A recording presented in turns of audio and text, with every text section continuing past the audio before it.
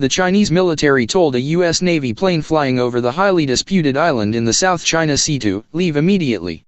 The U.S. Navy P-8A Poseidon jet was flying at 16,500 feet to get a view of low-lying coral reefs that have been turned into garrisons with 5-story buildings, large radar installations, power plants, and runways sturdy enough to carry large military aircraft. During the flight that was giving journalists from CNN a rare look at the islands, the crew was warned 6 times by the Chinese military to get out of their territory. A voice said, "U.S. military aircraft, this is China, leave immediately and keep out to avoid any misunderstanding." The response was, "I am a sovereign immune United States naval aircraft conducting lawful military activities beyond the national airspace of any coastal state. In exercising these rights as guaranteed by international law, I am operating with due regard for the rights and duties of all states." CNN was granted the chance to see how the Chinese government is rapidly expanding its militarization efforts from a U.S. reconnaissance plane when the harsh threat was issued.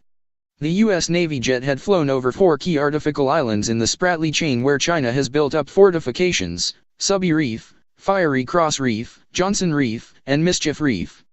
Before the crew were warned, the jet's sensors picked on 86 vessels on the Subby Reef that included Chinese Coast Guard ships. On the Fiery Cross Reef's rows of hangars stood alongside a lengthy runway. Lt. Lauren Callan, who lead the air combat crew on the Navy flight, said, "It was surprising to see airports in the middle of the ocean." Beijing has said it is necessary for the Asian powerhouse to keep growing its military presence in the South China Sea in order to protect its sovereignty. China also blames Washington and its allies for tensions in the region. It says that the regular U.S. Navy patrols and flyovers of the South China Sea are efforts for the U.S. to provoke China, and therefore the country is justified in increasing its military presence. Chinese Foreign Ministry spokeswoman Hua Chunying said, "By playing up the so-called China's militarization in the South China Sea, certain people in the U.S. are staging a farce of a thief crying 'Stop thief.' It is self-evident to a keener eye that who is militarizing the South China Sea. Parts of the South China Sea are claimed by Vietnam, the Philippines, Taiwan, Indonesia, Malaysia, and Brunei.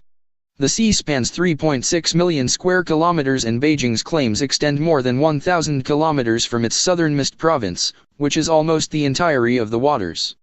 The United Nations has estimated that a third of global shipping passes through the waters. The South China Sea is also believed to be rich in oil and natural gas reserves that have yet to be explored. China reinforced its claims by constructing the artificial islands, which are militarized with airfields and radar equipment. In April, the military placed missiles on the Spratly Island chain during naval exercises.